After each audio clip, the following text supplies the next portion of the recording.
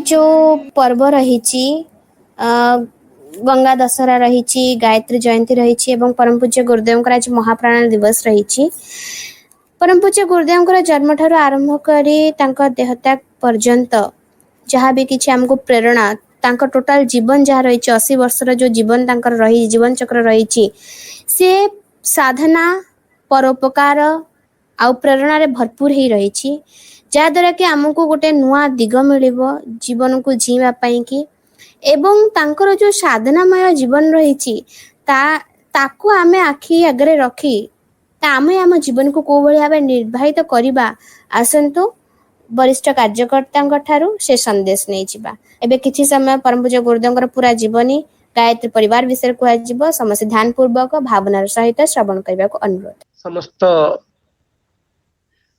श्रद्धालु देव स्वरूपा शक्ति स्वरूपा माँ भौणी मान को प्रणाम सान मान को स्नेहाशीष। दिनटी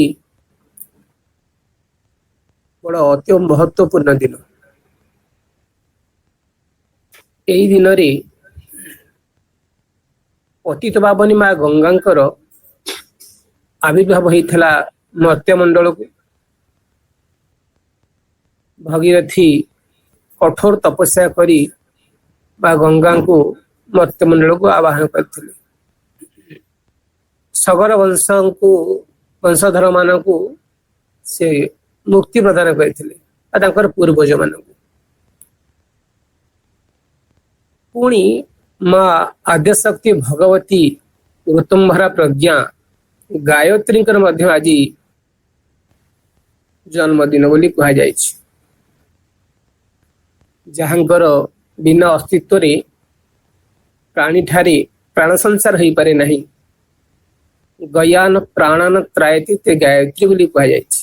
अर्थात जो शक्ति आमर शरीर रे जीवनी शक्ति रूप में प्रवाहित प्राण शक्ति रूप में प्रवाहित से माँ आद्यशक्ति आज जन्मदिन बोली शास्त्रीय मत।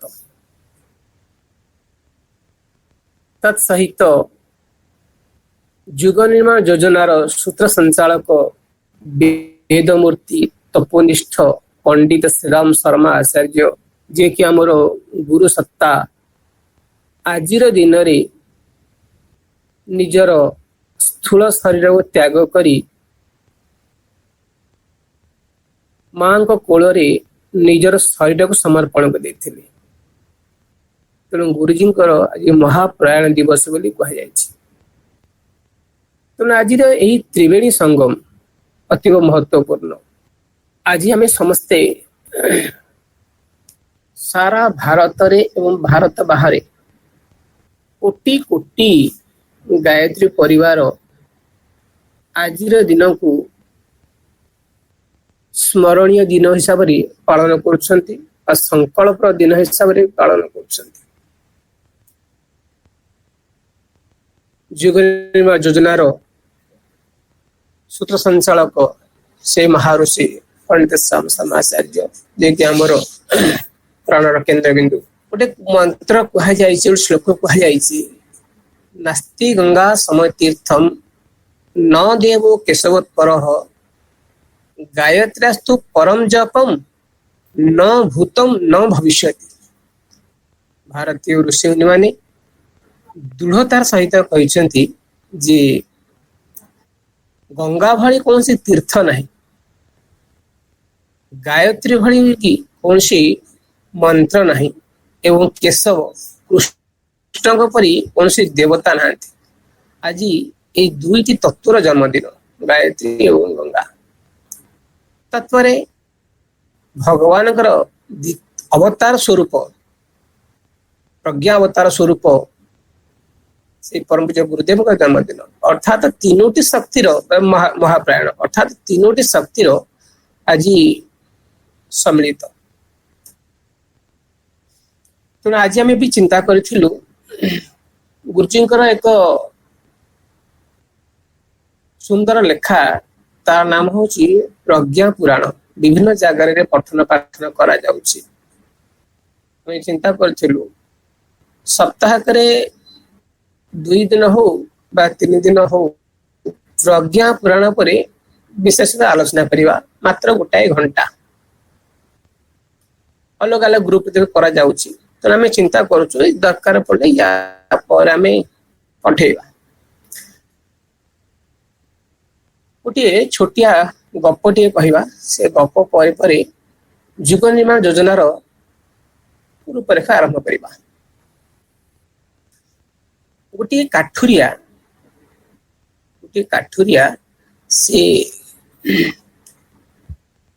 ଜଙ୍ଗଲକୁ ଯାଇଥିଲା କାଠ ହାଣିବା ପାଇଁ। କାଠ ହାଣିବା ସମୟରେ ଗୋଟିଏ ଗଛ ହାଣୁଛି ଏବଂ ସେ ଗଛରୁ ଗୋଟେ ଯକ୍ଷ ବାହାରିଲେ। ସେ ଯକ୍ଷ କହିଲେ, କାଠୁରିଆ ତୁ ଏ ଗଛ ହାଣେ ନା, ଅର୍ଥାତ୍ ଏ ଗଛ ଉପରେ ମୋର ମୋହ ହେଇଯାଇଛି, ଏ ଗଛ ଉପରେ ମୁଁ ରହୁଛି। ତୁ ତା ପ୍ରତି ବଦଳରେ ଗୋଟିଏ ବର ମୋ ଠାରୁ ମାଗିଲେ। କାଠୁରିଆର 3ଟି ବରର ଆବଶ୍ୟକତା ଥିଲା। କଣ ନା, ସିଏ କହୁଥିଲା ଯେ ମୋର ଧନର ଆବଶ୍ୟକତା ରହିଛି, ମୁଁ ପରିଶ୍ରମ କରିପାରୁନି। ମୋ ସ୍ତ୍ରୀର ପିଲାଟି ଆବଶ୍ୟକତା ରହିଛି। 3ରେ ମୋ ମା ଅନ୍ଧୁଣୀ, ତେଣୁ ତାକୁ ଗୋଟିଏ ନାତିର ଆବଶ୍ୟକତା ରହିଛି। ମା ଅନ୍ଧୁଣୀ, ତାକୁ ହଉଛି କଣ ନା ତାକୁ ଆଖିର ଆବଶ୍ୟକତା ରହିଛି। ମୋ ମାର ଆଖି ଦରକାର, ମୋର ଧନ ଦରକାର, ମୋ ସ୍ତ୍ରୀର ପୁଅଟିଏ ଦରକାର। ଏ 3ଟି ଜିନିଷ ମତେ ଦରକାର। ତେଣୁ ଯକ୍ଷ କହିଲା, ନାଇଁ ନାଇଁ, ମୁଁ ତତେ ଗୋଟିଏ ବର ଦେଇପାରିବି। ତେଣୁ ବିବଶ ହେଇ ପଡିଲା। ଯକ୍ଷ କହିଲା, ତୁମେ ଘରକୁ ଯାଅ, ଘରେ ମା ଏବଂ ସ୍ତ୍ରୀଙ୍କ ସହିତ ଆଲୋଚନା କରିବ, ତାପରେ ଆସିବ, ମୁଁ ଏ ଗଛରେ ଅଛି। କାଠୁରିଆ ଗଲା, ନିଜ ସ୍ତ୍ରୀ କି ପଚାରିଲା। ସ୍ତ୍ରୀ କହିଲା, ଆମ କୋଳ ଶୂନ୍ୟ, ତେଣୁ ଗୋଟେ ପୁଅଟିଏ ମାଗ, ଆମ ବାର୍ଦ୍ଧକ୍ୟ ଅବସ୍ଥାରେ ସାହାଯ୍ୟ ହେବ, ଘରେ ମଧ୍ୟ ଖୁସିର ଲହରୀ ଖେଳିଯିବ, ଆମକୁ ସବୁ ପ୍ରକାର ସୁଖ ସୁବିଧା ମିଳିବ। ମା ପାଖକୁ ଗଲା। ମା କହିଲେ, ଦେଖ ପୁଅ, 10 ମାସ ଧରି ତତେ ମୁଁ ମୋ ପେଟରେ ରଖିଥିଲି, ତତେ ଭୂମିଷ୍ଠ କରେଇଛି, ତୋର ଲାଳନ ପାଳନ କରେଇଛି। ମୋର ଟିକେ ଦୁନିଆ ଦେଖିବାର ଇଚ୍ଛା ଅଛି। ମୁଁ ତୋ ମୁହଁକୁ ଟିକେ ଦେଖିବି, ବୋହୁ ମୁହଁକୁ ଦେଖିବି, ଏ ଦୁନିଆ ଟିକେ ଦେଖିବି। ମୁଁ କଣ ଏମିତି ଅନ୍ଧ ହେଇ ମରିଯିବି, ଅନ୍ଧୁଣୀ ହେଇ ମରିଯିବି? ମାର ମମତାକୁ ବି କାଟି ପାରିଲା ନାହିଁ ଏବଂ ନିଜର ଇଚ୍ଛା ଅଛି ଯେ ମତେ ତ ବାର୍ଦ୍ଧକ୍ୟ ହେଲାଣି, ମୁଁ କେତେ ଦିନ ପରିଶ୍ରମ କରିବି। ତେଣୁ ପୁଣି ବିଷାଦ ମନରେ ଫେରିଲା। କହିଲା, ଯାଉଛି, ବାଟରେ ଯାହା ମନେ ପଡିବ ତା କହିଦେବି। ଆଉ ବାଟରେ ମନେ ପଡିଲା ତାର ଗୁରୁଙ୍କ କଥା। ହେଲା, ଗୁରୁ ତ ହଉଛନ୍ତି ମାର୍ଗଦର୍ଶକ। ବିନା ଗୁରୁଙ୍କ ସହାୟତାରେ ତ କିଛି ହେଇପାରିବନି। ତେଣୁ ସେ ଗୁରୁଙ୍କ ପାଖକୁ ଗଲା, ଗୁରୁଙ୍କୁ ପ୍ରଣାମ କଲା। ଗୁରୁ କହିଲେ, କିରେ ତୋ ମୁହଁ କାହିଁ ଶୁଖି ଯାଇଛି? ଗୁରୁଦେବ, ଏଇଭଳି ସମସ୍ୟା। ପୁଙ୍ଖାନୁପୁଙ୍ଖ ଆଲୋଚନା କଲା। ଗୁରୁ ତାଙ୍କୁ ଗୋଟିଏ ମନ୍ତ୍ର ଦେଇଦେଲେ, କହିଲେ, ନେ ଏଇ ମନ୍ତ୍ର ଟିକେ ନେଇଯିବୁ, ଯକ୍ଷ ଆଗରେ କହିଦବୁ, ତୋର ମନସ୍କାମନା ପୂର୍ଣ୍ଣ ହେଇଯିବ।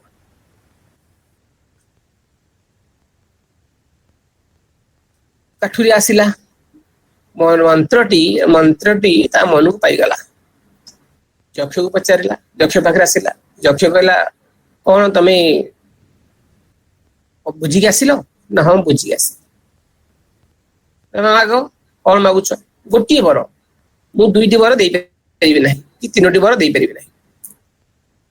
କାଠୁରିଆ କହିଲା, ମୋ ମା ଦେଖୁଥିବ ତା ନାତି ମାନେ ସୁନା ଥାଳିରେ ଭାତ ଖାଉଥିବେ। ଗୋଟିଏ ଧାଡିରେ କହିଦେଲା। ମୋ ମା ଦେଖୁଥିବ, ଆଖି ମାର ଖୋଲିଗଲା। ନାତି ମାନେ, ଗୋଟେ ନାତି ନୁହଁ, 2-4ଟା ନାତି ହେଇଥିବେ, ସୁନା ଥାଳିରେ ଭାତ ଖାଉଥିବେ, ଅର୍ଥାତ ଧନ ଐଶ୍ୱର୍ଯ୍ୟ ଭରପୁର ଥିବ, ନହେଲେ ସୁନା ଥାଳି ଭାତ ଖାଇବ କେମିତି? ତେଣୁ ଯକ୍ଷ ହାର ମାନିଗଲା, କହିଲା ତୁ ଚାଲାକ ପଡିଗଲୁ ରେ, ତତେ ଶିଖେଇଲା କିଏ? ସିନା ମୋର ଗୁରୁ ମତେ ଶିଖେଇଲେ। କହିବାର ଅର୍ଥ ହଉଛି ଯେତେବେଳେ ମଣିଷ ବା ବ୍ୟକ୍ତି କୌଣସି ସମସ୍ୟାରେ ପଡିଯାଏ, ତାର ଗୁରୁଙ୍କ କଥା ମନେ ପଡେ। କାହିଁକିନା ଗୁରୁ ହଉଛନ୍ତି ମାର୍ଗଦର୍ଶକ, ଗୁରୁ ହଉଛନ୍ତି ତ୍ରାଣକର୍ତ୍ତା, ଗୁରୁ ହଉଛନ୍ତି ରକ୍ଷାକର୍ତ୍ତା। ଗୁରୁଙ୍କ ବିନା ଏ ସୃଷ୍ଟିରେ କୌଣସି କାମ ସମ୍ଭବ ନୁହେଁ। ତେଣୁ ଭଗବାନ ମଧ୍ୟ କୁହାଯାଇଛି କୃଷ୍ଣ ବନ୍ଦେ ଜଗତ ଗୁରୁ, ଗୁରୁସ୍ତୁ ଭଗବାନ ସ୍ୱୟଂ। ଗୁରୁ ହଉଛନ୍ତି ଭଗବାନଙ୍କ ରୂପରେ, ଭଗବାନ ହଉଛନ୍ତି ଗୁରୁଙ୍କ ରୂପରେ ଅବତୀର୍ଣ୍ଣ ହୁଅନ୍ତି। ଏବଂ ଆମେ ପିଲାବେଳେ ପାଠ ପଢିଛେ ଗୁରୁ ବ୍ରହ୍ମା, ଗୁରୁ ବିଷ୍ଣୁ, ଗୁରୁ ମହେଶ୍ୱର, ଗୁରୁ ସାକ୍ଷାତ ପରମ ବ୍ରହ୍ମ ବୋଲି କୁହାଯାଇଛି। ତେଣୁ ଏତେ ବଡ ଉପଲବ୍ଧି ବା ଉପାଧି କେବଳ ଗୁରୁଙ୍କୁ ହିଁ ଦିଆଯାଇଥାଏ। ଏବଂ ଭଗବାନ ମଧ୍ୟ ଗୀତାରେ ଆଉ ଗୋଟେ କଥା କହିଛନ୍ତି ଯେ ଯଦା ଯଦା ହି ଧର୍ମସ୍ୟ ଗ୍ଲାନିର୍ଭବତି ଭାରତ ଅଭ୍ୟୁତ୍ଥାନମ୍ ଅଧର୍ମସ୍ୟ ତଦାତ୍ମାनं ସୃଜାମ୍ୟହମ୍ ପରିତ୍ରାଣାୟ ସାଧୂନାଂ ବିନାଶାୟ च ଦୁଷ୍କୃତାଂ ଧର୍ମ ସଂସ୍ଥାପନାର୍ଥାୟ ସମ୍ଭବାମି ଯୁଗେ ଯୁଗେ। ଅର୍ଥାତ୍ ଭଗବାନଙ୍କର ଯେତେବେଳେ ଆସିବାକୁ ହୁଏ କୋଉ ରୂପରେ ଆସନ୍ତି? ଭଗବାନ କେବଳ ଗୁରୁ ରୂପରେ ହିଁ ଆସନ୍ତି, ଅନ୍ୟ କୌଣସି ରୂପରେ ଆସନ୍ତି ନାହିଁ। ଭଗବାନ କେବଳ ଗୁରୁ ରୂପରେ ଆସନ୍ତି। କଣ କରନ୍ତି ନା ଭଗବାନ ଧର୍ମର ସ୍ଥାପନା କରନ୍ତି। ଧର୍ମ ସ୍ଥାପନା କଲେ କଣ ହବ ନା, ଧର୍ମ ସ୍ଥାପନା କଲେ ମଣିଷ ନିଜର ନିଜତ୍ୱକୁ ଜାଣିପାରିବ, ଦେବତ୍ୱକୁ ଜାଣିପାରିବ, ଦେବତ୍ୱକୁ ଧାରଣ କରିପାରିବ। ଏବଂ ଦେବତ୍ୱକୁ ଯାହା ପାଖରେ ଧାରଣ ହେଇପାରିଲା ତେବେ ସେ କଣ ହବ ନା ତାର ପରିବାର ସ୍ୱର୍ଗ ହୋଇଯିବ, ଖୁସିରେ ଲହରୀ ବାଣ୍ଟି ହେଇଯିବ, ଖେଳିଯିବ। ତେଣୁ ଗୁରୁ ଆସନ୍ତି କଣ ପାଇଁ ନା ଧର୍ମକୁ ଜାଗ୍ରତ କରିବା ପାଇଁ। ଯେମିତି ଅନ୍ଧାର ସନ୍ଧ୍ୟା ଆସିଲେ ମା ଭଉଣୀ ମାନେ ଘରେ ପ୍ରଦୀପ ଜାଳି ଦିଅନ୍ତି, ତେଣୁ ଆଲୋକର ଆଗମନରେ ଅନ୍ଧକାର ପଳେଇ ଯାଇଥାଏ। ସେଇଭଳି ଗୁରୁଙ୍କର ଆଗମନରେ ଗୁରୁ ଯୋଉ ଜ୍ଞାନର ଆଲୋକ ପ୍ରଦାନ କରନ୍ତି, ଗୁରୁ ଯୋଉ ମାର୍ଗର ଦର୍ଶନ କରାନ୍ତି, ସେ ମାର୍ଗରେ ଅଜ୍ଞାନ ରୂପକ ରାକ୍ଷସ ଦୂରୀଭୂତ ହେଇଯାଇଥାଏ, ଅଜ୍ଞାନ ପଳେଇ ଯାଇଥାଏ, ଅନ୍ଧକାର ପଳେଇ ଯାଇଥାଏ। ମଣିଷ ଭିତରେ ଆଶା, ଭରସା, ଆନନ୍ଦ, ସେବା, ତ୍ୟାଗ, ପବିତ୍ର ଭାବନା, କର୍ତ୍ତବ୍ୟପରାୟଣତା, ଏ ସମସ୍ତ ଦିବ୍ୟ ଗୁଣ ଗୁଡିକ ଜାଗ୍ରତ ହେଇଯାଏ। ତେଣୁ ଗୁରୁ ଭଗବାନଙ୍କ ଠାରୁ ମଧ୍ୟ ଆହୁରି ଉଚ୍ଚ ବୋଲି ମନେ କରାଯାଇଥାଏ। ଆଜି ପରମ ପୂଜ୍ୟ ଗୁରୁଦେବ ଶ୍ରୀରାମ ଶର୍ମା ଆଚାର୍ଯ୍ୟ ଆମକୁ ଗୋଟିଏ ମନ୍ତ୍ର ଦେଇଛନ୍ତି। ସେ ମନ୍ତ୍ରଟିର ଅର୍ଥ ହଉଛି ଗାୟତ୍ରୀ ମନ୍ତ୍ର। ଗାୟତ୍ରୀ ମନ୍ତ୍ର ହଉଛି ହେ ପରମାତ୍ମା, ଦୁଃଖନାଶକ, ସୁଖ ସ୍ୱରୂପ, ତେଜସ୍ୱୀ, ଦିବ୍ୟ, ପାପନାଶକ, ଆମର ଅନ୍ତରାତ୍ମା ବାସ କରନ୍ତୁ ଏବଂ ଆମର ବୁଦ୍ଧିକୁ ସତ ଦିଗରେ ପରିଚାଳିତ କରିଦିଅନ୍ତୁ। ଇଏ ହଉଛି ମନ୍ତ୍ରର ଭାବନା। ତେଣୁ ଗୁରୁଦେବ ଆସି କଣ କହୁଛନ୍ତି ନା ଏ ମନ୍ତ୍ରକୁ ସମସ୍ତେ ଉପାସନା କର, ସାଧନା କର, ଆରାଧନା କର। ଏ ମନ୍ତ୍ର ଯିଏ ବ୍ୟକ୍ତି ଉପାସନା କରିବ ତାର ଅନ୍ତଃକରଣରେ ପ୍ରଦୀପ ଜଳି ଉଠିବ, ଆଲୋକ ଜଳି ଉଠିବ, ଶାନ୍ତିର ଲହରୀ ଖେଳିବ, ଜ୍ଞାନର ଆଲୋକ ଉଜ୍ଜୀବିତ ହେଇଯିବ। ତେଣୁ ମଣିଷ ମନରେ ଶାନ୍ତି, ତୃପ୍ତି, ମୈତ୍ରୀ ଏ ସମସ୍ତ ଦିବ୍ୟ ଗୁଣ ଗୁଡିକ ଜାଗ୍ରତ ହେଇଯିବ। ଗାୟତ୍ରୀର ଅର୍ଥ ହଉଛି ସରସ୍ୱତୀ, ଲକ୍ଷ୍ମୀ ଆଉ କାଳୀ। ଏ ତିନୋଟି ଶକ୍ତିର ସମଷ୍ଟି ହଉଛି ଗାୟତ୍ରୀ। ଯେମିତି କାଠୁରିଆକୁ ଯକ୍ଷ ବା ତାର ଗୁରୁ ଯୋଉ ଦେଇଥିଲେ ଯେ ମୋ ମା ଦେଖୁଥିବ ତା ନାତି ମାନେ ସୁନା ଥାଳିରେ ଭାତ ଖାଉଥିବେ, ଗୋଟିଏ ଥାଳିରେ ତିନୋଟି ଉପଲବ୍ଧି ପ୍ରଦାନ କରିଦେଇଥିଲେ। ଠିକ ସେଇଭଳି ପରମ ପୂଜ୍ୟ ଗୁରୁଦେବ ଗୋଟିଏ ଧାଡିରେ ଓಂ ଭୂର୍ଭୁବ ସ୍ୱ ସବିତୃବରେଣ୍ୟଂ ଭର୍ଗୋ ଦେବସ୍ୟ ଧୀମହି ଧିୟୋ ଯୋ ପ୍ରଚୋଦୟାତ୍, ଏ ଗୋଟିଏ ମନ୍ତ୍ରରେ ଆମକୁ ତିନୋଟି ଉପଲବ୍ଧି ଦଉଛନ୍ତି। କଣ ନା ସରସ୍ୱତୀ, ଲକ୍ଷ୍ମୀ ଆଉ କାଳୀ। ସରସ୍ୱତୀ ଆମକୁ କଣ ପ୍ରଦାନ କରନ୍ତି? ସରସ୍ୱତୀ ଉପାସନା କଲେ କଣ ହୁଏ ନା ସରସ୍ୱତୀ ହଉଛନ୍ତି ଜ୍ଞାନର ଦେବୀ। ତେଣୁ ଆମ ଭିତରେ ସଦ୍ଜ୍ଞାନ ମିଳେ, ସତ୍ଜ୍ଞାନ, ଦିବ୍ୟ ଜ୍ଞାନ।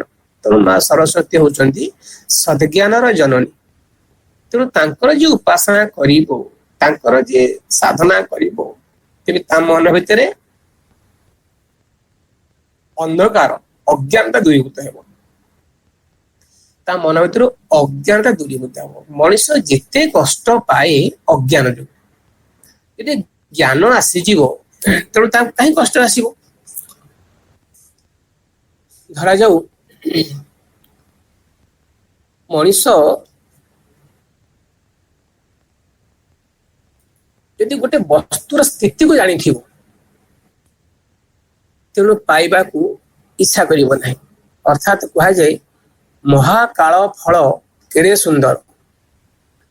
ଯୋଉ ଫଳଟି ବିଷ, ତାକୁ ଖାଇ ହେବ ନାହିଁ କିନ୍ତୁ ଉପରେ ଚକଚକ କରୁଥାଏ, କିନ୍ତୁ ମଣିଷ ତାକୁ ଜାଣିନି ବୋଲି ଲାଳାୟିତ ହଉଛି ଯେ ତାକୁ ମୋ ଦରକାର, ମୁଁ ତାକୁ ହିଁ ଖାଇବି। ଯେପର୍ଯ୍ୟନ୍ତ ସେ ନ ପାଇଛି ତା ମନ ବ୍ୟାକୁଳ ହେଇଯିବ, କାହିଁକିନା ବହୁତ ସୁନ୍ଦର ଦେଖାଯାଉଛି, ଆଖି ବଢିଆ ଦେଖାଯାଉଛି, ହଳଦିଆ ଦେଖାଯାଉଛି, ପାଚିଲା ତ ଖାଇବି। ଯେତେବେଳେ ତା ବିଷୟରେ ତାର ଜ୍ଞାତ ହେଇଯିବ ନା ଏଠି ବିଷ ବୋଲି, ସେ ସାଙ୍ଗେ ସାଙ୍ଗେ ସେ ଫଳ ଉପରୁ ଦୃଷ୍ଟି ଫେରେଇ ନେବ।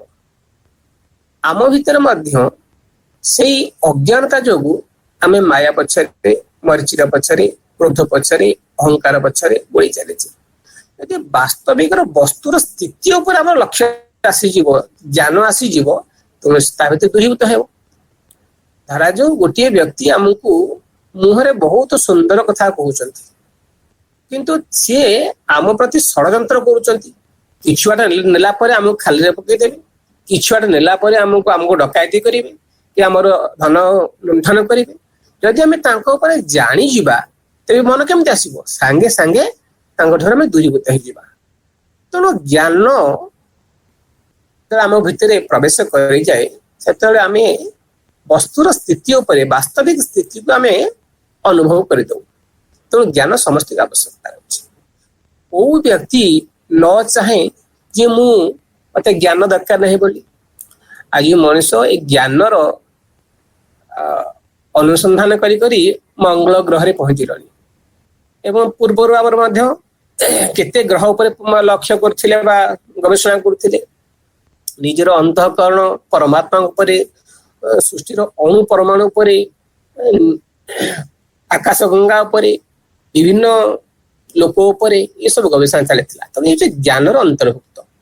ତେଣୁ ଯେଉଁମାନେ ଗାୟତ୍ରୀ ମନ୍ତ୍ରର ଉପାସନା କରନ୍ତି, ନିଜର ସାଧନା ବଳରେ, ଗୁରୁଙ୍କର ଆଶୀର୍ବାଦ ବଳରେ ତାଙ୍କୁ ଜ୍ଞାନ ଅବଶ୍ୟ ପ୍ରାପ୍ତ ହୁଏ। ତେଣୁ ସେ ଆତ୍ମଜ୍ଞାନୀ ହୁଅନ୍ତି। ଦୁଇରେ, ଧନ। ଧନ ଆମକୁ ମିଳେ। ଧନ କିଭଳି ମିଳିବ ନା ଧନର ସୁନିୟୋଜିତ, ସୁବ୍ୟବସ୍ଥିତ କରିବା ପାଇଁ ଆମକୁ ପ୍ରେରଣା ମିଳେ। ଯୋଉ ବ୍ୟକ୍ତି, ଗୋଟେ ଗୁରୁଦେବଙ୍କର ଛୋଟିଆ ବାଣୀ ଅଛି, ଧନ ରୋଜଗାର କରିବା ସହଜ କିନ୍ତୁ ଖର୍ଚ୍ଚ କରିବା କଠିନ। ରୋଜଗାର କିଏ କରିବେ? ରୋଜଗାର ତ ସମସ୍ତେ କରିପାରିବା। ଯିଏ ପରିଶ୍ରମ କରିବ ତାକୁ ଦରମା ମିଳିବ। ବାଡିରେ ଆମେ ଯଦି ଚାଷ କରିବା ତାହେଲେ ଆମକୁ ଫଳ ଧରତୀ ମାତା ନିଶ୍ଚିତ ଦବ, ମନା କରିବ ନାହିଁ। ଆମର ପରିଶ୍ରମର ଫଳ ଆମକୁ ଦବ। ଆମେ ଯାହା ପାଖରେ ଚାକିରି କରିବା, ବ୍ୟବସାୟ କରିବା, ଯାହା ବି କରିବା, ପଶୁପାଳନ କରିବା, ମାଛ ପାଳନ କରିବା, ଯାହା ବି କରିବା, ଆମକୁ ଅବଶ୍ୟ ତାର ଧନ ପ୍ରାପ୍ତ ହେବ। କିନ୍ତୁ ବଡ କଥା ହଉଛି ସେ ଧନକୁ ଆମେ ସଦୁପଯୋଗ କରିବା। ଆମର 10 ଟଙ୍କା ଦିନକୁ ରୋଜଗାର, ଯଦି ଆମେ 12 ଟଙ୍କା ଖର୍ଚ୍ଚ କଲେ ତେବେ କଣ ହବ ନା ଆମେ ଲୋନି ହେଇଯିବା। କିନ୍ତୁ 10 ଟଙ୍କା ଯଦି ଆମେ ରୋଜଗାର କରିବାର ଆମର କାପାସିଟି, ଯଦି ଆମେ ତାକୁ 8 ଟଙ୍କା ଖର୍ଚ୍ଚ କରି 2 ଟଙ୍କା ତାକୁ ରଖିବା, ତାହେଲେ ଧନର ସଦୁପଯୋଗ ହେଲା। ଏବଂ ଧନକୁ ମଧ୍ୟ ବ୍ୟକ୍ତି ପାଇଁ ଖର୍ଚ୍ଚ କରାଯାଇପାରିବ ଏବଂ ପରୋପକାର ପାଇଁ ଖର୍ଚ୍ଚ କରାଯାଇପାରିବ। ପରମ ପୂଜ୍ୟ ଗୁରୁଦେବ ନିଜ ପାଖରେ ଯେତିକି ସମ୍ପତ୍ତି ଥିଲା, ବାପାଙ୍କ ତାଙ୍କର ତ ଥିଲା ସମ୍ପତ୍ତି, ସବୁତକ ସମ୍ପତ୍ତିକୁ ବିକ୍ରି କରିଦେଇଥିଲେ ଏବଂ ମିଶନ କାର୍ଯ୍ୟ ଲଗେଇ ଦେଇଥିଲେ। ଘରେ ତ ଅପୋଜ କଲେ मना कले किंतु परम पूज्य गुरुदेव कहा कथा सुनले ना कहले मु जो धन को लगौछि सत कार्य सेटा मोर सिद्धांत तेणु परम पूज्य गुरुदेव लगले आज देखा गले कोटी कोटी अर्बुद अर्बुद टंकार मालिक गुरुदेव केमती ना जिते शक्तिपीठ प्रज्ञापीठ रही सब तो मिशन कहार व्यक्तिगत से संपत्ति नुह तेणु आज गुरुदेवंकर सारा संसार रे संपत्ति तीन रे गायत्री माता को जो जप बा उपासना करती तेणु धनर विनियोग धन तो निश्चिंत आसव एवं सद विनियोग तार करें तीन रे अशक्ति बा माँ काली काली कौन करती ना मनुष्य भितर दुर्बलता को दूर कर दिखती दुर्बलता माने कौन ना दुर्बलता हूँ निरोग रोग को दूरीभूत करती मन रखा मलिनता को दूरीभूत करती निज भर हीन मान्यता संकुचित मन मन भाव को दूर करती तेणु ये हूँ माँ काली शक्तिर चमत्कारिता तेणु आम जो उपासना करवा मन में दम्भ आसव कौन सी शक्ति आमको आघात दे पार ना कौन से ग्रह आमको आघात दब ना कौन से भूत प्रेत आमको आघात दब ना आमको कौन जोगिनी डाहाणी चिरकुणी आघात दब ना कौन सी गुणिया आघात दब ना कौन सी आमको दुष्ट मनुष आघात दब दुष्ट मनुष साधना साधक ठारू दूरी जाती भितर पवित्रता भाव सृष्टि हो जाए अनेक उदाहरण देखा जाए भितर तेणु गायत्री साधना जो मैंने करती से माने सरस्वती लक्ष्मी आउ काली ये तीन शक्तिंकर आशीर्वाद पाती एवं तांकर शक्ति प्राप्त होती तेणु बड़ चमत्कार आज परम पूज्य गुरुदेव आमको ये दिव्य मंत्र प्रदान करछन्ति जे सरस्वती लक्ष्मी और काली ये त्रिशक्तिर समष्टि होची माँ गायत्री जहाँकर आज जन्मदिन माँ गायत्री आज जन्मदिन एवं सारा सृष्टिर प्राणकर्ता गोटे कथा हूँ जो सत्ता जो शक्ति को आवाहन करिथिया व्यक्ति होने किए से आज जो आम से व्यक्ति को मने पकेबा गोटे छोटिया कलेवर हिसाब से आज पर्यंत नवम अवतार सरी जा कथा जानी नवम अवतार दशम अवतार आम भविष्य बोली कह कलकी अवतार बोली कह यदि आम चिंता करवा ताहले अनुमान करिपाइबा परम पूज्य गुरुदेव किए से बोली प्रथमे धरा जाऊ जे सृष्टि रे एक कोशी जीव जन्म होते जहाँ विज्ञान कह एक कोशी जीव जन्म होते से कह जे परम पूज्य गुरुदेव भगवान मीन अवतार होता मीन हूँ गोटे एक कोशी जीव दुई रे कच्छप अवतार आसला टिके डेभलप करथिला चारोटी गोड़ आसला तार स्थल एवं जल उभय निवास कला तीन रे बराह अवतार पंक कादुओ यही अवस्था रहिला घुसुरी जोड़ा कह बा अनुन्नत अवस्था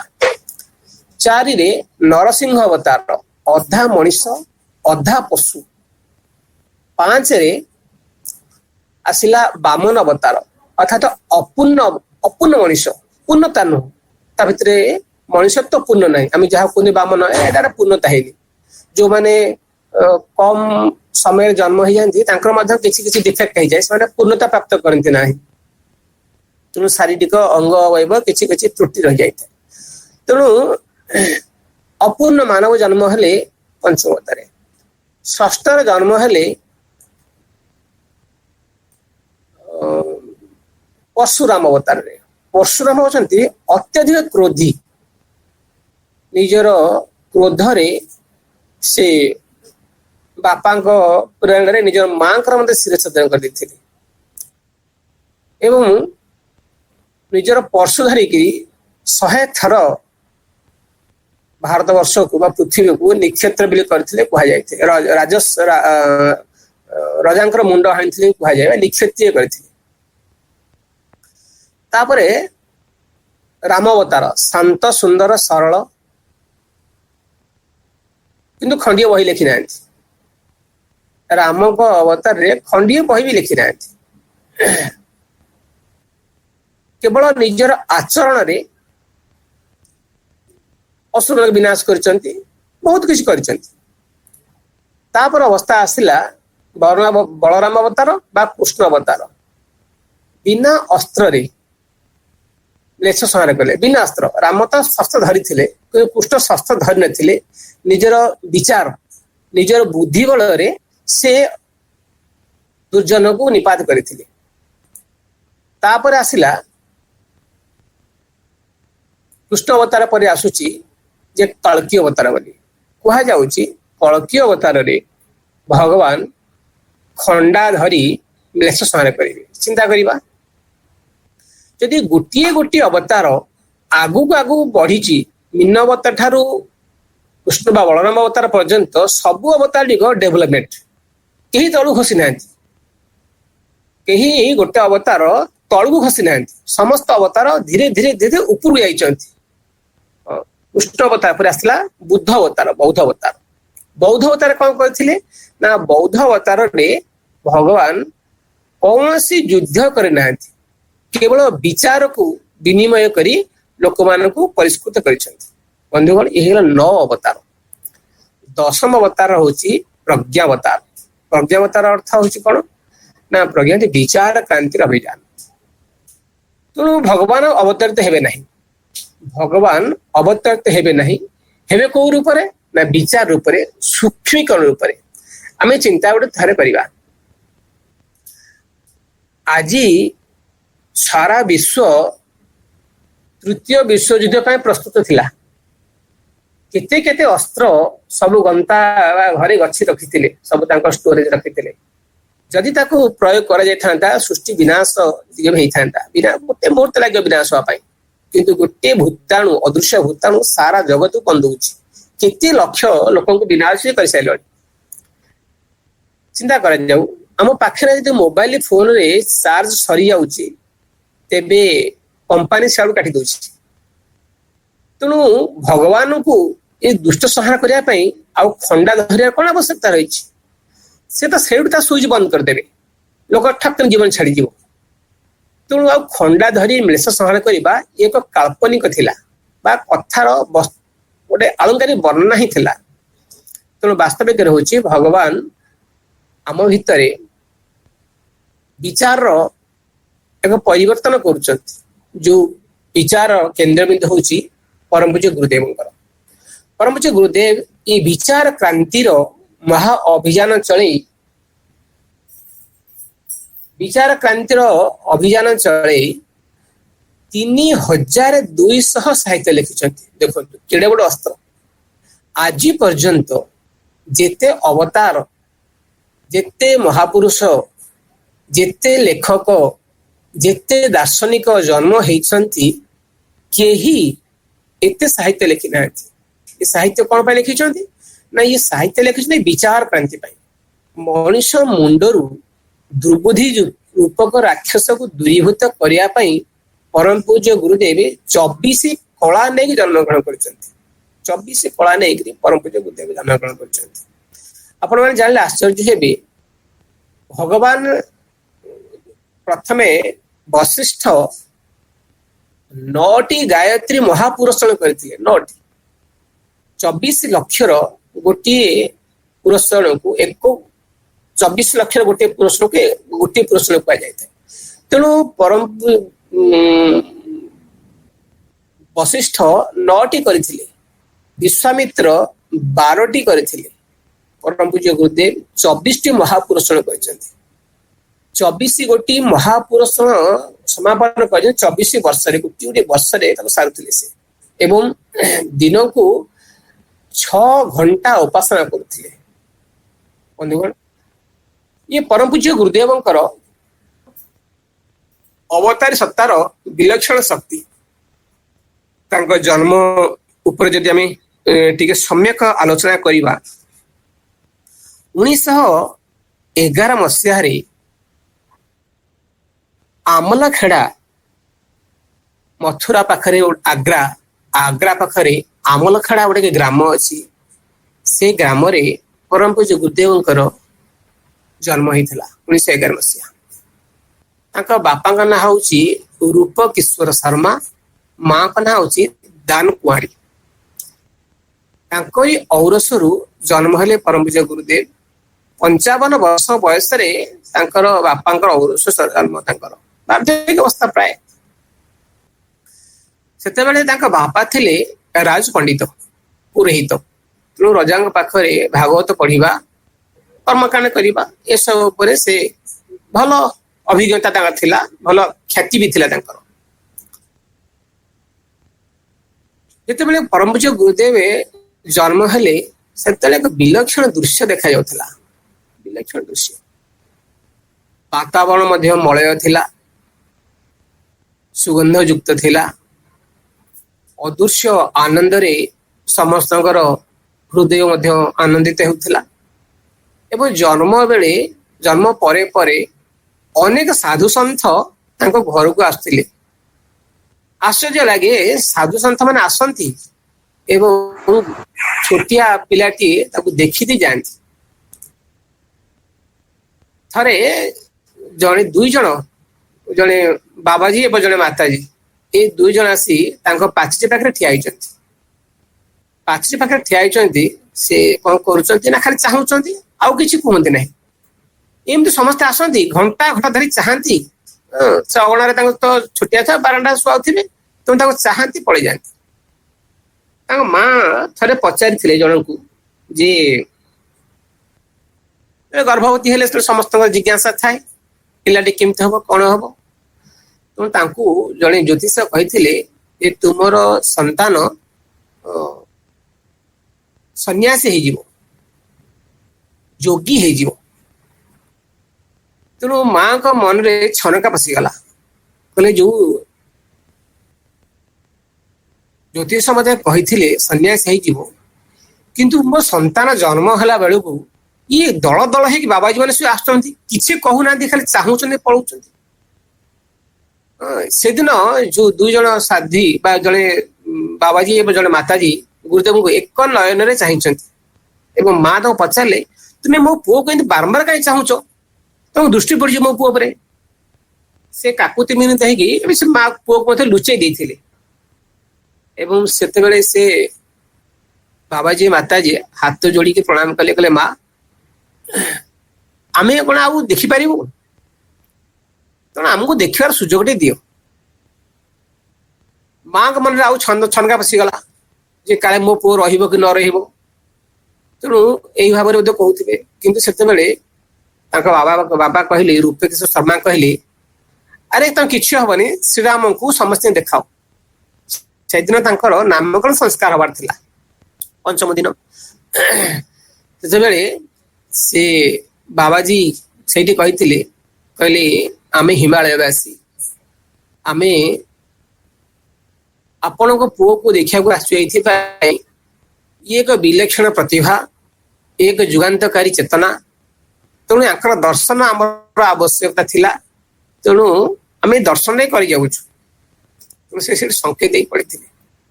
ବନ୍ଧୁଗଣ, ପରମ ପୂଜ୍ୟ ଗୁରୁଦେବ ଯେତେବେଳେ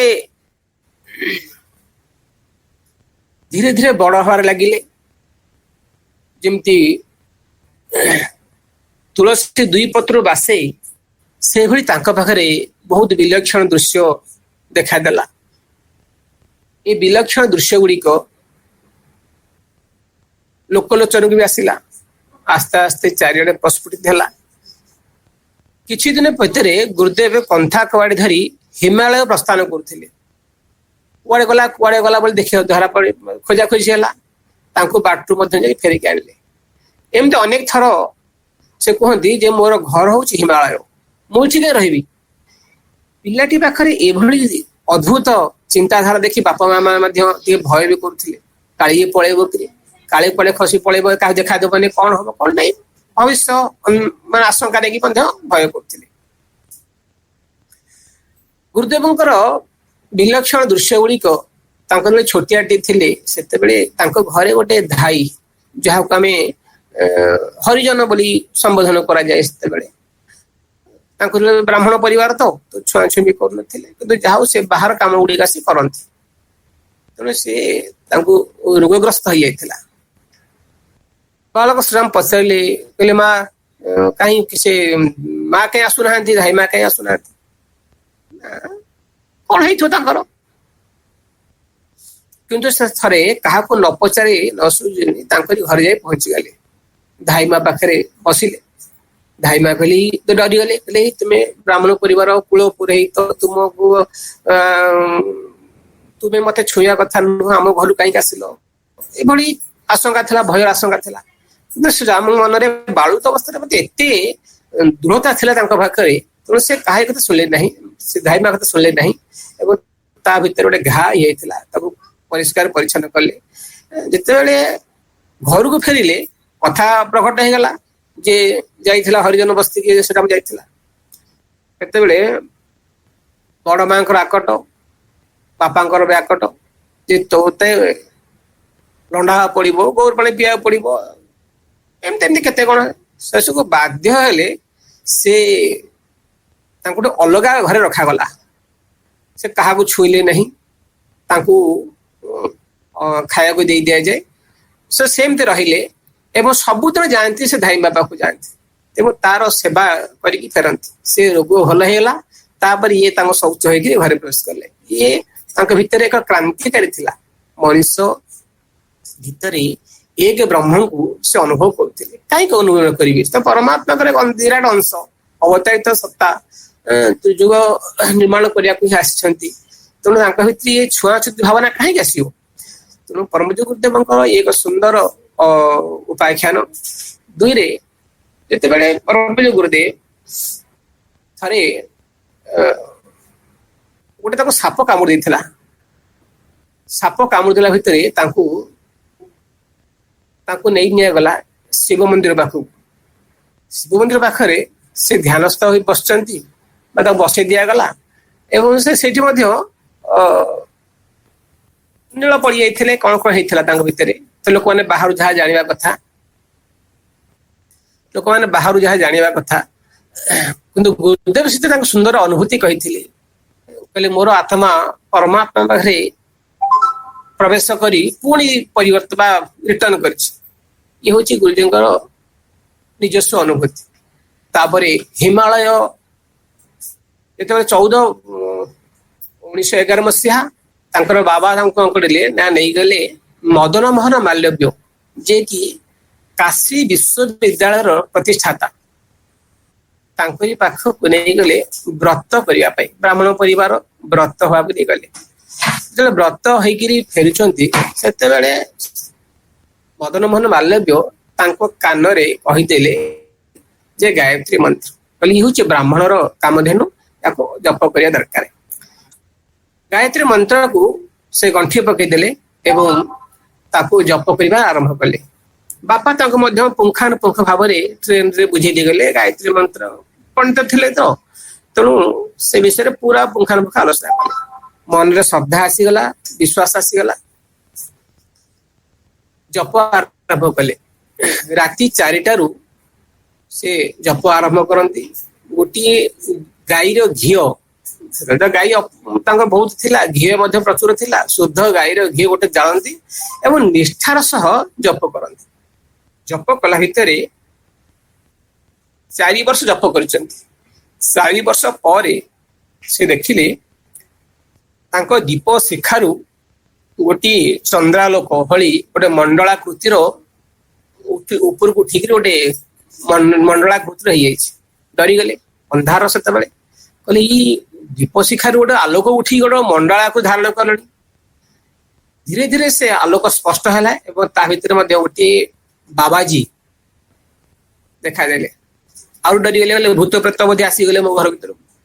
ତେଣୁ ସେ ତା ଭିତରୁ ସ୍ପଷ୍ଟ ବାଣୀ ବି ଆସିଲା, କହିଲେ ବାବା ତୁମେ ଭୟ କର ନାହିଁ, ମୁଁ ତୁମର ଗୁରୁ ଆସିଛି, से कहले मोर तो गुरु सर्वे मदन मोहन माल्यदेव मुझे तो गुरु करके आसी ना सी तुम पार्थिव गुरु मु तुम आत्मिक गुरु तो गुरु पर संबोधन आसला से बाणीर आश्वासन आसला से मन दम्भ धरला बोले कौन करी ना तुम्हें तुमको मु सारी विगत सारी जन्म तुमको मु मार्गदर्शन करी 3 जन्म यहाँ चतुर्थ जन्म पर्यंत तुमको आसी मिछ कौच मोर तो किसी मन ना तुम्हें ध्यानस्थ हो ध्यान में बसिले से पूर्वर 3टी जन्म देखी दी गले प्रथम जन्म देखिले संत कबीर जे कि समर्थ गुरु रामदास को नहीं संत कबीर जे हिंदू और मुस्लिम सम्मान दौले जो संत कबीर देहांत कले तो अनेक काम करें देहांत हेले से शरीर को हिंदू मान कहले आमे नबू मुसलमान कहले आमे नबू हिंदू मान कहले आमे पोड़बू मुसलमान कहले आमे कबर दबू गोटे चादर घोड़ी जाता उभय टना उठे देखिले से भितर आउ कबीर ना केवल फूल गुच्छ गुड़िक थुआई शरीर पूरा फूल हो तेणु उभय दीवा बांटी नहीं गले दले नहीं कबर देते आउ दले दाह करदे संत कबीर 1398 कबीर जन्म ग्रहण करते 1518 कबीर देहांत होता 120 वर्ष परमज गुरुदेव प्रथम अवतार थिला जे कबीर रूप द्वितीय अवतार आसला समर्थ गुरु रामदास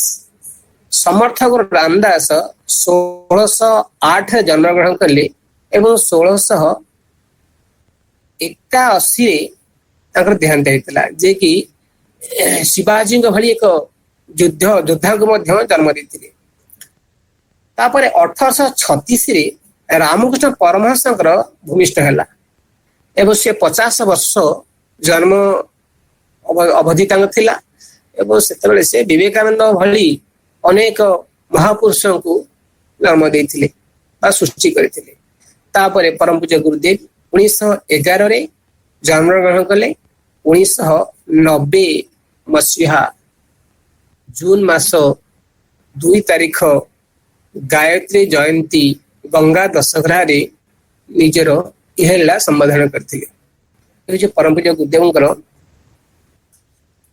जन्मर स्थिति आउ से भितर से 24 गोटी महापुरस्कार समापन करते जहाँकि सृष्टि अद्वितीय आज पर्यंत कहीं करना आज पर्यंत एत बड़ साधना कहीं करना परम पूज्य गुरुदेव भली निज 1976 मसीह परम पूज्य गुरुदेव निजर साधना बल निज शरीर को 5टी भागरे विभक्त करी 5 जगार प्रवचन दौथार किंवदंती अच्छी 5टी जगार विभक्त करी एक कालीन एक समय 5टी जगार प्रवचन दौथार किंवदंती अच्छी गुरुदेव एत शक्ति एत सामर्थ्यता जना पड़ी गुरुदेव तांकर गुरुंकर निर्देश रे बा तांकर गुरुंकर प्रेरणा रे अद्भुत आश्चर्यजनक साधना गुड़ी करथिले साधना 1984 मसीह परम पूज्य गुरुदेव तांकर गुरुंकर सानिध्य रे वायुमंडल परिशोधन साधना करते सारा वायु को परिशोधन करने गुरुदेव कठोर तपस्या करते वातावरण परिष्कार करने एवं नुआ जुग सत्य जुगर प्रत्यावर्तन गुरुदेव कठोर तपस्या करते आ गोटे साधना थिला महाविनाशर निरस्तीकरण एवं देवता मान सृष्टि करने से साधना करते ये 5 साधना 2 वर्ष लगी साधना करने 2 वर्ष भितर एत दृढ़ साधना करते से कहते मु सृष्टिर କୁଣ୍ଡଳିନୀ ଶକ୍ତି ଜାଗରଣ କରୁଛି ଏବଂ ତୃତୀୟ ବିଶ୍ୱଯୁଦ୍ଧ ନ କରିଦେବା ପାଇଁ ଏ ଚତୁର୍ଥ ସାଧନା ମହାବିନାଶର ନିରସ୍ତ୍ରୀକରଣ ସାଧନା କରୁଥିଲେ ଏବଂ ଦେବମାନବ ସୃଷ୍ଟି କରିବା ପାଇଁ ମଧ୍ୟ ଗୁରୁଦେବ ସଂକଳ୍ପବଦ୍ଧ। ବନ୍ଧୁଗଣ, ଆଜି ସେହି ମହାକାଳ ଯେତେବେଳେ 80 ବର୍ଷ ବୟସରେ ପଦାର୍ପଣ କରି ନିଜର ଶରୀରକୁ ବିଲୀନ କରିବାକୁ ବସିଲେ, ସେତେବେଳେ ସେ କହିଥିଲେ ଯେ ପ୍ରକୃତିକୁ ତା କାମ କରିବାକୁ ଦେବାକୁ ପଡ଼ିବ ଏବଂ ମତେ ମୋ କାମ କରିବାକୁ ପଡ଼ିବ। ମୋ କାମର ଅର୍ଥ ହେଉଛି ମୁଁ ସ୍ଥୂଳ ଶରୀରରେ ଆଉ କାମ କରିବାକୁ ସକ୍ଷମ ନୁହଁ। ସ୍ଥୂଳ ଶରୀର ପରେ ପରେ ମୁଁ ସୂକ୍ଷ୍ମୀକରଣ ହେବି ଏବଂ ସୂକ୍ଷ୍ମୀକରଣ ପରେ ପରେ କାରଣ ଶରୀରକୁ ପଳେଇଯିବି। ଯେତେବେଳେ ମୁଁ କାରଣ ଶରୀରକୁ ପଳେଇଯିବି ସେତେବେଳେ ମୋର ଶରୀରର ହଜାର ଗୁଣ ବିଲକ୍ଷଣ ହେଇଯିବ। ଗୁରୁଦେବ କୁହନ୍ତି ମାତ୍ର 80 ବର୍ଷ ବୟସରେ ମୁଁ ଯାହା କାମ କରିଛି 800 ବର୍ଷ ଭିତରେ ଏତେ କାମ ମଧ୍ୟ ଏତେ କାମ କରି ହେଇନଥାନ୍ତା।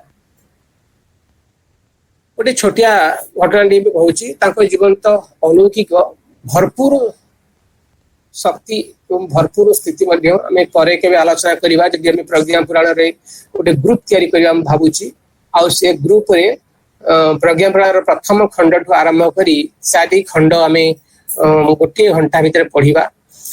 ସେଥିରେ ବହୁ ଟପିକ ଆସିଯିବ, ସୁନ୍ଦର ସୁନ୍ଦର କାହାଣୀ ଆସିଯିବ, ମନୋମୁଗ୍ଧକର କାହାଣୀ। ଜୀବନର ଗୋଟେ ଗୋଟେ ପ୍ରତିଦିନ ସପ୍ତାହରେ 2 ଦିନ ବା 3 ଦିନ ରଖିବା, ତା ଭିତରେ ଗୁରୁଜୀଙ୍କର ଜୀବନର ସବୁ ସାରାଂଶ ପଳେଇ ଆସିବ। ଗୋଟେ ଛୋଟିଆ ଘଟଣାରେ କହୁଛି, ଗୁରୁଜୀ ଯେତେବେଳେ ଦେହାନ୍ତ ହେଇଗଲା ପରେ ମଧ୍ୟ ତାଙ୍କର ଶକ୍ତି ସେ ପୂର୍ଣ୍ଣ ସକ୍ରିୟ ଥିଲା। ଗୋଟିଏ ଘଟଣା, ଝିଅଟି ଥିଲା,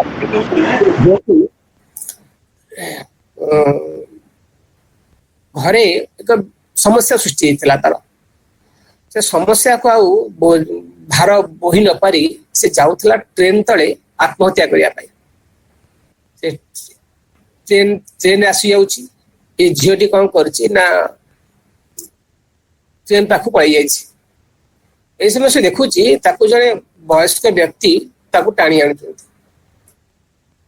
ପଚାରିଲେ, ମା, ଭଗବାନଙ୍କର ଏ ଅମୂଲ୍ୟ ନିଧିକୁ ତୁ କାହିଁକି ଛାଡି ଦଉଛୁ, କାହିଁକି ବିଲୀନ କରିଦଉଛୁ? ସେ ଝିଅଟି କାନ୍ଦି କାନ୍ଦି ସବୁ କଥା କହିଗଲା। କହିଲା, ବାବା, ଘରେ ସ୍ୱାମୀ ମତେ ଭଲ ପାଉନାହାନ୍ତି, ତାଙ୍କର ବେପାର ବାଣିଜ୍ୟ ବୁଡି ଯାଇଛି, ଖାଇବାକୁ ଘରେ ନାହିଁ, ଶାଶୁ ଶ୍ୱଶୁର ମତେ ନିର୍ଯାତନା ଦଉଛନ୍ତି, ତେଣୁ ମୋ ମାନସିକ ଭାରସାମ୍ୟ ହରେ ଏ କାମ କରୁଛି। ତେଣୁ ସେ ବୃଦ୍ଧ ବ୍ୟକ୍ତି ଜଣକ କହିଲେ, ଯା, ତୋର ସବୁ ସମସ୍ୟାର ସମାଧାନ ହେଇଯିବ ଏବଂ ତୁ ଗାୟତ୍ରୀ ମନ୍ତ୍ର ଜପ କରିବୁ। ପଦେ ଖାଲି କହିଦେଲେ। ଗାୟତ୍ରୀ ମନ୍ତ୍ର ଜଣା ନଥିଲା, ତେଣୁ ସେ ପଳେଇ ଆସିଲେ। ଯେତେବେଳେ ମଣିଷ ମୃତ୍ୟୁ ମୁଖରେ ଫେରୁଛି ତାର ମନସ୍ଥିତି ଯାହା ହେଇଥିବ, ତେଣୁ ତାର ମନେ ପଡିଲା ଯେ ସାଙ୍ଗ ଘରେ କଣ ଆଜି ପୂଜା ଥିଲା, ମୁଁ ତା ଘରକୁ ଯାଇ ବୁଲି ଯାଏ। ତେଣୁ ସେ ଅନ୍ୟ ମନସ୍କ ହେଇଥିଲା, ସେ ସାଙ୍ଗ ଘରେ ଯାଇ ପହଞ୍ଚିଲା। ଦେଖିଲା ଦୀପ ଯଜ୍ଞ ହଉଛି, ଫଟୋ ଥୁଆ ହେଇଛି, ସମସ୍ତେ ବସିଛନ୍ତି, ଭଜନ କୀର୍ତ୍ତନ ପୂଜା ଚାଲିଛି। ପୂଜା ସରିଲା ପରେ ସେ ପଚାରିଲା, କହିଲା, ଏଇ ଯୋଉ ଫଟୋ ଇଏ କାହାର? ତା ସାଙ୍ଗ କହିଲା, ଆମ ଗୁରୁଙ୍କର। ନା, ସେଇ ତୁ ବର୍ତ୍ତମାନ କୋଉଠି ଅଛନ୍ତି? ମୁଁ ତାଙ୍କୁ ବର୍ତ୍ତମାନ କୋଉଠି ଅଛନ୍ତି? ନା, ସେ ଆଜିକୁ 4 ବର୍ଷ ନା 3 ବର୍ଷ ହେଲା ଏମିତି ଦେହ ତ୍ୟାଗ କରିଛନ୍ତି। ତୁ ମିଛ କଥା କହୁଛୁ। ନା, କଣ ମିଛ କହିବି? ମୁଁ କେହି ମିଛ କହିବି? ଦେହ ଛାଡି ସାରିଲଣି, ସୂକ୍ଷ୍ମୀକରଣ ସୂକ୍ଷ୍ମରେ ଅଛନ୍ତି। ନା, ଏବେ ମତେ ଏଇ ବ୍ୟକ୍ତି ବଞ୍ଚେଇଛନ୍ତି। ଚିନ୍ତା କର, ଯାହାର ଶରୀର ନାହିଁ ସେ ବ୍ୟକ୍ତି ସେ ଝିଅକୁ ବଞ୍ଚେଇଲେ ଏବଂ ସମସ୍ତେ ଶୁଣି କାଠ ହେଇଗଲେ। କହିଲେ, ପରମ ପୂଜ୍ୟ ଗୁରୁଦେବ ଏ ଜାଗାରେ ମଧ୍ୟ ଆମ ପାଖରେ ବିରାଜିତ ଅଛନ୍ତି। ଏମିତି ଅନେକ ଅନେକ ଘଟଣା ରହିଛି ତାଙ୍କ ଜୀବନରେ ଏବଂ ଅନେକ ଅନେକ ଉପଲବ୍ଧି ବି ରହିଛି। ଆମେ ତାକୁ ଆଲୋଚନା କରିବା। ଆସନ୍ତୁ ଆଉ ଗୋଟେ ଭଜନ କରିବେ, ଆରାଧନା ଭଜନଟେ କରିବ। ସମସ୍ତେ ସେ ଭଜନର ଆନନ୍ଦ ନେବା ଏବଂ ପ୍ରଭୁ ବା ଗୁରୁଦେବଙ୍କୁ ସ୍ମରଣ କରିବା, ତାଙ୍କର ଉପସ୍ଥିତିକୁ ମଧ୍ୟ ଅନୁଭବ କରିବା। ଆମ ଆତ୍ମଚେତନାରେ आम विचार बुद्धि आमर अंतःकरण एवं बाहर से महासत्ता विराजित हुंतु। आज अनेक व्यक्ति तांकर सानिध्य पाउचंती एवं पाइबे मध्य कहना सी कही मु 1000 वर्ष पर्यंत कारण शरीर रही एवं कारण शरीर मु समस्त पाखे रही जी मत स्मरण कर